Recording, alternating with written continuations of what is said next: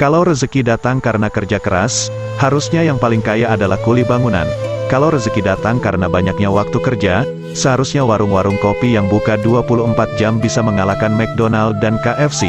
Kalau rezeki datang karena kepintaran, seharusnya dosen-dosen menjadi orang paling kaya. Kalau rezeki datang karena pangkat, seharusnya presiden dan raja berada di urutan pertama dari 100 orang terkaya di dunia. Jadi dari manakah rezeki itu datang? Rezeki itu datang karena kasih sayang Allah. Mengejar rezeki bukan sekedar mengejar jumlah, tapi kejarlah keberkahannya.